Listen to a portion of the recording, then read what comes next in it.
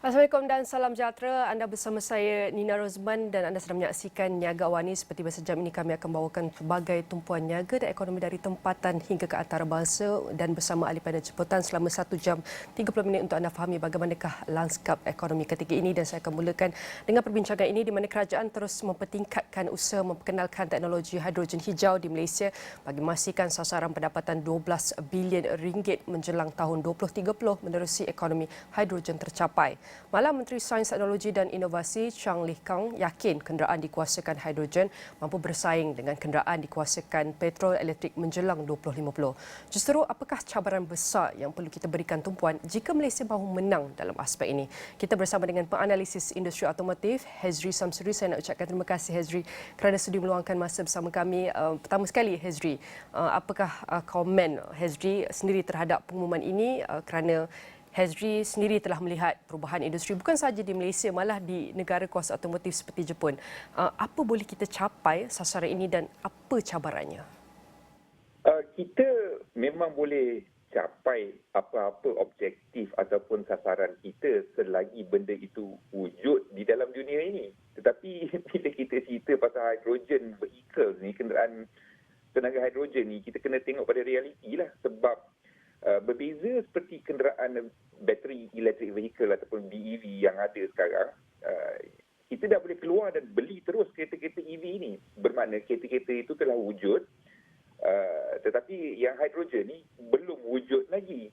So, pencapaian sasaran kita akan bergantung kepada kewujudan teknologi itu sendiri. So, sekarang ni semuanya lebih pada orang kata apa, andaian sahaja. So, sekiranya hydrogen vehicles ni wujud dan banyak, ya kita bolehlah mencapai sasaran itu kerana kita sudah bermula dari sekarang. So, yang itu saya sokonglah. Whatever it is, kita memang kena bermula daripada sekarang lah. Supaya bila teknologi itu dah lebih matang, kita dah lebih bersedia.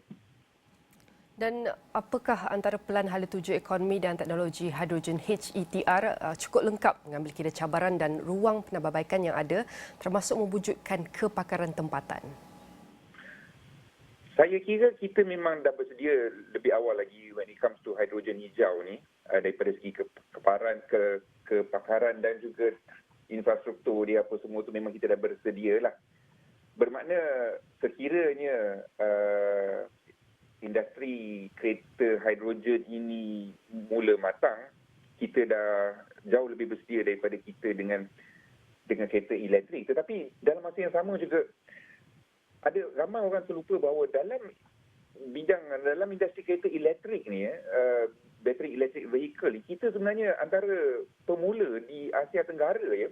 Kita dah ada charging station ni jauh lebih awal lagi daripada negara-negara lain termasuk Singapura.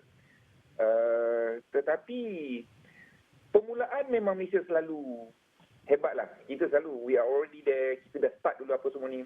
Tetapi selepas itu, macam mana kita nak sambungkan dia tu?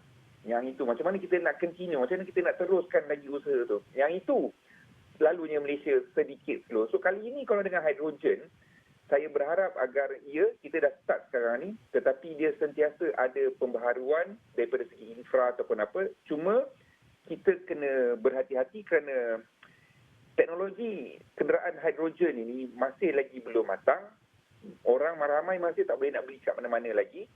Jadi yang itu kita kena hati-hati dengan apa yang kita nak belanjakan supaya tidak membazir. Bercakap mengenai apa yang kita perlu hati-hati supaya tidak membazir dan lebih menjibat cermat, dan kita lihat imbas balik waktu pengalaman dan perjalanan Hezri di Jepun tahun lepas melihat pertunjukan auto, ada juga kenderaan dikuasakan hidrogen yang dipamerkan adalah lori. Fokusnya adalah kepada industri logistik bandar kalau kita dapat lihat. Adakah ini strategi sesuai untuk Malaysia guna pakai ataupun kita boleh lihat strategi lain?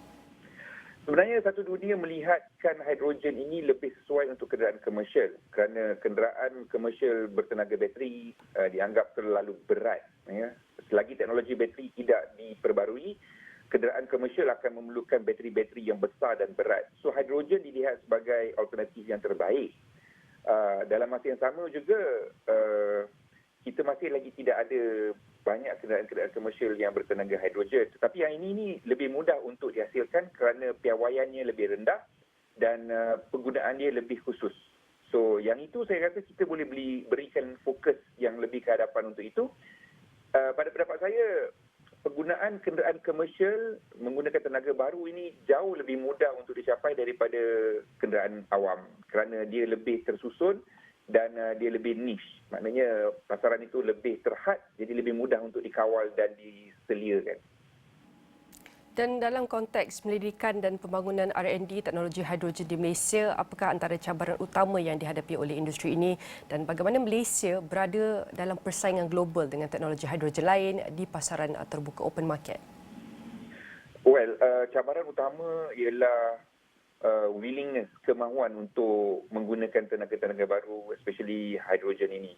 Apakah dia advantage, kelebihan menggunakan dia? Untuk syarikat, dia kena lihat keuntungan dia. At the end of the day, dia akan tengok keuntungan dia. So, keuntungan dia daripada segi apa? Kewangan. Kewangan, macam mana nak bagikan dia kelebihan dari segi kewangan? Mungkin daripada segi cukai. So, yang itu kita kena ada cara pencukaian baru yang memberikan lebih kelebihan untuk mereka yang menggunakan tenaga-tenaga baru ini seperti hidrogen dan elektrik. So yang itu kita masih lagi tidak nampak. Apa yang kita nampak sekarang ini ialah syarikat-syarikat bertaraf antarabangsa yang menggunakan kenderaan tenaga baru ini lebih kepada PR mereka di Malaysia dan juga untuk kelebihan pencukaian mereka di negara-negara lain, terutama di negara asal mereka. So yang itu tu nombor satu lah. Bermakna kadar pencukaian mesti ke arah teknologi yang lebih hijau ini ataupun hidrogen ini. Itu yang saya nampak. Jika tidak ada sebab untuk mereka bertukar. Dan satu lagi, harga bahan api. Selagi harga bahan api di Malaysia ini di kadar yang sangat rendah, tidak ada real push untuk mereka menggunakan tenaga lain. Yang itu sesuatu benda yang memang saya rasa semua orang akan setuju lah. Baik, itu adalah antara komponen yang perlu kita teliti dan bagaimana pula dengan kerjasama antara sektor awam dan swasta dapat mempercepatkan lagi speed up pembangunan ekosistem hidrogen hijau di Malaysia dan adakah terdapat inisiatif kolaboratif yang sedang dijalankan untuk mencapai matlamat ini? Saya nampak sekarang ini ada beberapa industri syarikat otomotif yang memang benar-benar serius dalam memperkenalkan kenderaan menggunakan hidrogen ini. Ini dah bagus. Dia memberikan pengenalan kepada pengguna-pengguna. Sebenarnya daripada tahun 90-an lagi syarikat-syarikat kenderaan sudah mula melihat hidrogen ini sebagai salah satu tenaga alternatif selain daripada bateri elektrik. Cuma hujung tahun lepas mereka kembali semula aktif dalam mempromosikan hidrogen ini. Mungkin kerana ada yang melobi untuk menaikkan balik hidrogen ini. Apa pun yang penting, kerajaan perlu mula melihat hidrogen ini sebagai salah satu alternatif. Dan apa yang saya nampak sekarang ini, mereka aktif untuk memberitahu dunia bahawa Malaysia juga berminat untuk melihat sejauh mana hidrogen ini boleh digunakan dalam sektor pengangkutan dan ini satu benda yang baguslah kerana kita lebih bersedia. Dan apa lagi aspek yang perlu kita teliti, Hezri, bergerak ke hadapan untuk menjayakan usaha ini untuk mencapai sebanyak 12 bilion ringgit. Sudah tentu banyak aspek yang telah dikongsikan oleh Hezri tadi seperti menselaraskan kadar pencukaian kereta elektrik, hidrogen. Apa lagi aspek yang perlu kita teliti? Pada pendapat saya, aspek yang perlu kita teliti ialah lebih dalam sektor R&D, pembangunan.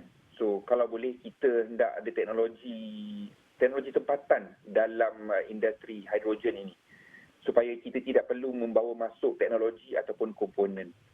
Kenderaan alam baru ini dia menggunakan komponen yang jauh lebih kurang. Dia tidak sebanyak komponen kereta biasa. Contohnya macam kereta elektrik cuma ada beberapa komponen penting saja dan buat masa sekarang semua komponen itu diimport masuk. Jadi kalau dengan hidrogen ini mungkin kalau boleh kita boleh bangunkan teknologi sendiri. Jadi sekiranya industri itu meletup, kita sudah ada pakar-pakar yang bersedia dan kita sudah boleh membuat komponen-komponen kita sendiri bukan untuk Malaysia sahaja. Kita kena fikirkan, kita kena bangunkan teknologi atau komponen untuk kawasan serantau supaya dia lebih make sense lah untuk production. Kita tak boleh fikir untuk Malaysia saja sebab Malaysia ni kecil. Jadi bila kita nak bangunkan komponen, nak bangunkan teknologi, kita dah kena fikir untuk ekspor untuk kawasan, at least kawasan serantau ASEAN. In fact, pada pendapat saya, ASEAN kena berhati-hati kerana jika tidak, semua benda akan diimport masuk dari negara luar dan ini merugikan kita lah. Kita tak boleh jadi tukang pasang saja. ASEAN sudah sampai masanya untuk menghasilkan teknologi sendiri dan mengawal benda-benda ini. Dan bercakap untuk kita keluar pasaran selain daripada Malaysia, bagaimana Malaysia mampu merancang untuk bersaing dalam pasaran global hidrogen hijau ini yang dijangka mencapai lebih kurang 189 bilion ringgit berjalan tahun 2050. Ada kita perlu ambil kira daripada segi inovasi lebih ataupun infrastruktur ataupun aspek lain? Semua. Kita kena ada infrastruktur. Tetapi kalau infrastruktur ada tetapi tidak ada guna, tak ada pengguna, tak boleh juga. So dalam masa sekarang ni, pada pendapat saya, fokus ialah lebih kepada pemerhatian teknologi, apa yang sedang berlaku di dunia luar itu, dan juga kerjasama antara industri, pihak kerajaan dan juga pusat pendidikan untuk membangunkan teknologi-teknologi ini untuk melihat apakah yang diperlukan oleh Malaysia dan ASEAN dari segi teknologi hidrogen. Apa yang boleh kita lakukan, apa yang kita boleh pegang supaya teknologi itu khusus untuk kawasan serantau. Yang itu pada pendapat saya sangat penting.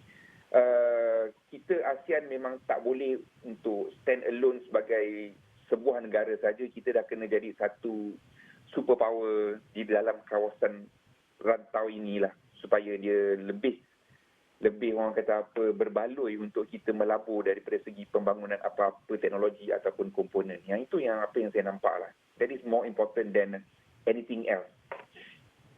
Dan itu adalah antara perkongsian mengenai cabaran strategi dan untuk kita lihat potensi iaitu sektor hidrogen di Malaysia dan bagaimana untuk kita bersaing bukan sahaja di peringkat kebangsaan tapi sehinggalah ke peringkat global. Sekali lagi saya nak ucapkan terima kasih kepada Hezri Samsuri merupakan penganalisis industri otomotif dan semua perbincangan ini akan kami rangkumkan dalam astrawani.com dan semua saluran media sosial. Dan selepas ini kami akan bawakan ringkas dagang.